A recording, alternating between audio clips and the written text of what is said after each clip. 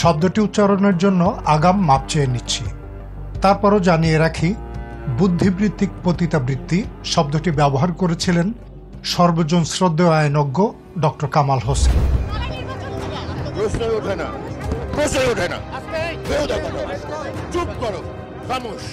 পলাতক প্রধানমন্ত্রী শেখ হাসিনার দুঃশাসনের সময় রাষ্ট্রের আদেশের বিরুদ্ধে একটি মামলায় সব যুক্তি থাকা সত্ত্বেও তাকে পরাজিত ঘোষণা করলে বিচারকদের উপর ক্ষেপে যে ডক্টর কামাল ইন্টেলেকচুয়াল প্রস্টিটিউশন বা বুদ্ধিবৃত্তিক পতিতাবৃত্তি শব্দটি ব্যবহার করেছিলেন।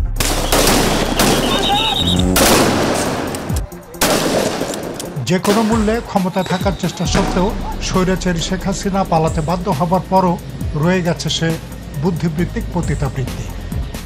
সোশ্যাল মিডিয়ার চোরাগলি পেরিয়ে সেসব বুদ্ধিবৃত্তিক পতিতারা খবরের কাগজের আঙিনা ছাড়িয়ে টেলিভিশনের পর্দায় উকি ঝুঁকি দেয়। 110 অপরাধ সংগঠনে আসামিদের যৌথ দায় এবং ঊর্ধ্বতন অবস্থান, জয়েন্ট ক্রিমিনাল এন্টারপ্রাইজ এবং কমান্ড রেসপন্সিবিলিটি। বাংলাদেশের তৎকালীন প্রধানমন্ত্রী তথা নির্বাহী বিভাগের প্রধান, বাংলাদেশ আওয়ামী লীগের সভাপতি এবং 14 দলীয় জোট প্রধান হিসেবে আসামি শেখ হাসিনা ছিলেন সকল ক্ষমতা এবং কর্তৃত্বের সর্বোচ্চ কেন্দ্রবিন্দু। জাতিসংঘের বিবেচনায় বাংলাদেশে গণহত্যা চালাবার অভিযোগে শেখ হাসিনা ও তার দোসরদের বিচার সরাসরি সম্প্রচার করা নিয়ে আকাশ ভেঙে পড়েছে এসব বুদ্ধিবৃত্তিক পতিতাদের মাথায়। আদালতের কার্যক্রম সরাসরি সম্প্রচার করলে সাধারণত যারা বিচার বোঝেন না, যারা আইন বোঝেন না, এমন লোকেরাও এইটাতে আগ্রহী হয়ে তারা নানান ধরনের সমস্যা তৈরি করতে পারেন। বুদ্ধিবৃত্তিক এ পতিতারা এমন সব যুক্তি তুলে ধরেন যা মিথ্যা এবং জনগণকে বোকা বানিয়ে জনমতকে নিজেদের পক্ষে নেওয়ার ব্যর্থ চেষ্টা।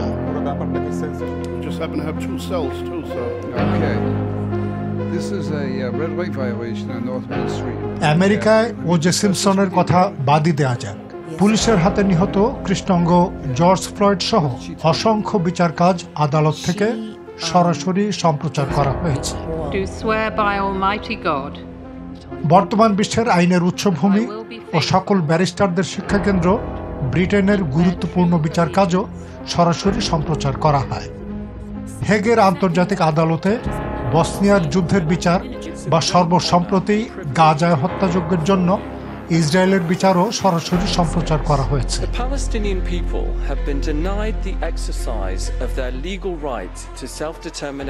কিন্তু বুদ্ধিবৃত্তিক পতিতাদের তা চোখে পড়ে না।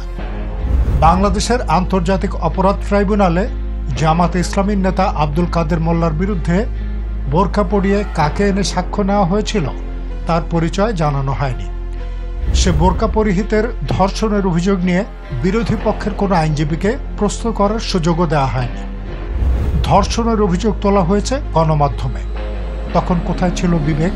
আমাদের মুক্তিযুদ্ধ যে উচ্চতায় পৌঁছেছে, সেই উচ্চতার শীর্ষে যার নাম, তার নাম হচ্ছে জাতির পিতা বঙ্গবন্ধু শেখ মুজিবুর রহমান। শেখ হাসিনার মানবতা বিরোধী বিচার সরাসরি সম্প্রচারের বিরোধিতাকারী আব্দুল নূর তুষার, শেখ মুজিবের বার্থডে পার্টি, বঙ্গবন্ধু পরিষদের সভা, আওয়ামী লীগের এমন কোন অনুষ্ঠান নেই যাতে সে যোগ দেয়নি। হাসিনার শতবর্ষী আয়ু, ওবায়দুল কাদেরের চাটুকারিতা, নিজের ছেলেকে দিয়ে শেখ মুজিবের নামে কোরআন খতম, এমন কোনো চাটুকারিতা নেই যা সে করেনি। শেখ মুজিবের জন্য তুষারের চাটুকারিতার এ ধরনের অসংখ্য প্রমাণ ছড়িয়ে আছে ভার্চুয়াল জগতে।